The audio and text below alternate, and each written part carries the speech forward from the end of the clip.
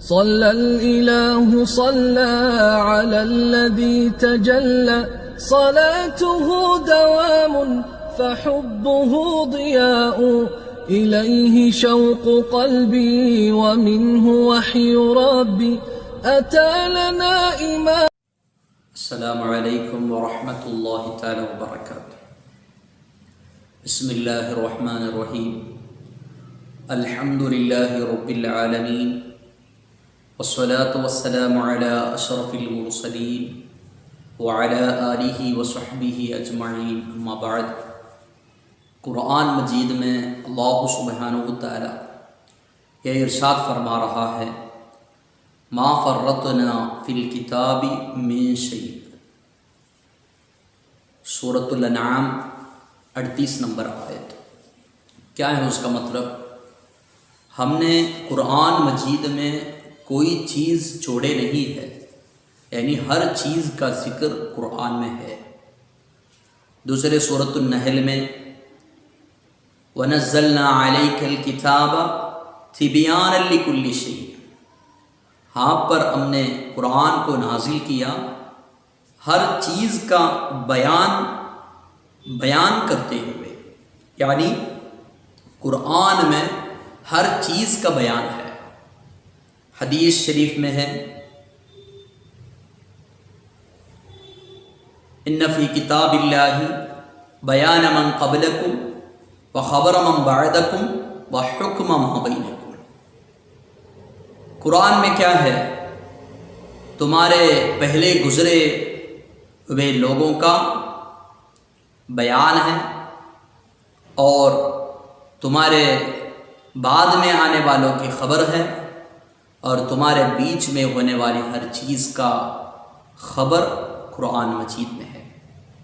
یعنی قرآن مجید میں ہر چیز موجود ہے. امام سیوطی رحمۃ اللہ علیہ فرماتے ہیں: فإن القرآن العزیز قد انطبع على جميع الأحكام الشرعية وفهمها النبي صلى الله عليه وسلم بفهمه الذي اختص به ثم شرحها لأمته في السنة. یعنی قرآن مجید ہر شرعی احکام کا مسائل پر منطوی ہے اور مشتمل ہے، اس میں سب کچھ موجود ہے.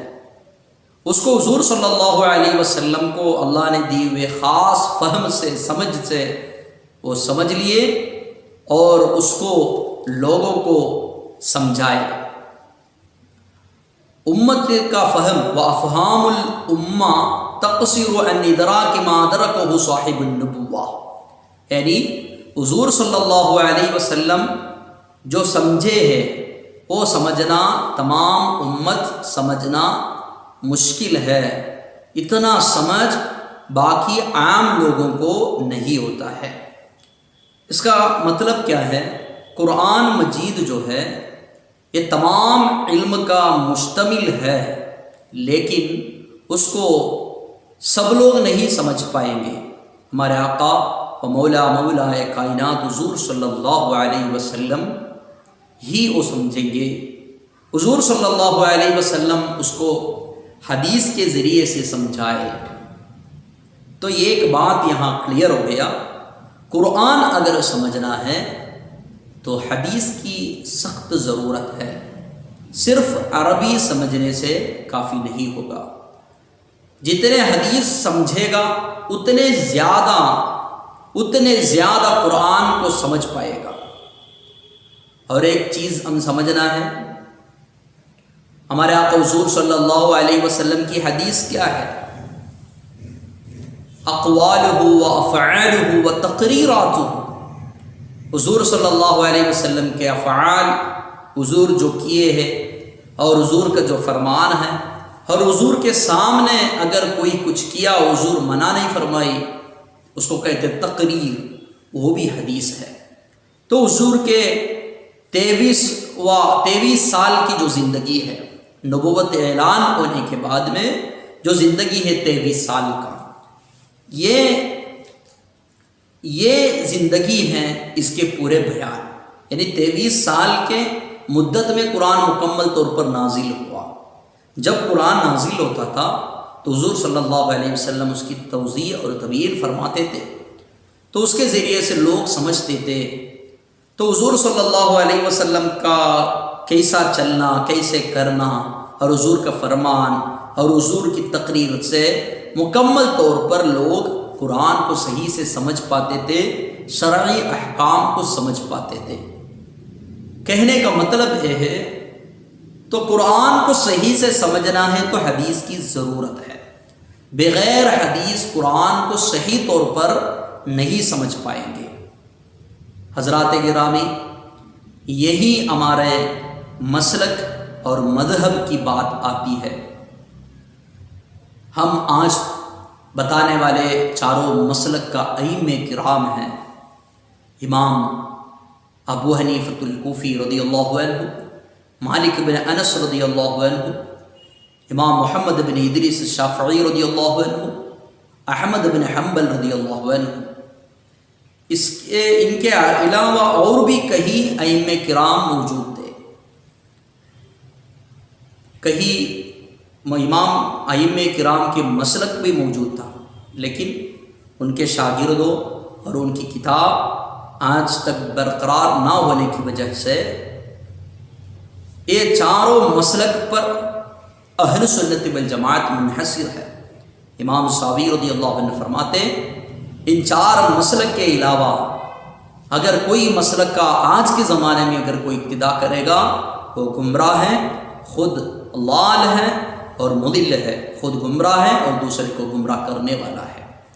اس لیے مسلک کو ہم سمجھنا ہے، کیوں سمجھنا ہے اور مسلک پر کیوں عمل کرنا ہے؟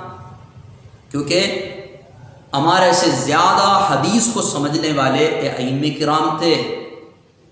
آپ دیکھیے صحاح الستہ جو حدیث کی کتاب ہے، اور کتنے حدیث کی کتاب ہے، سب حدیث کے کتاب لکھنے والے مصنفین حضرات بھی مقتدی تھے، کوئی ایک مجتہد نہیں ہے۔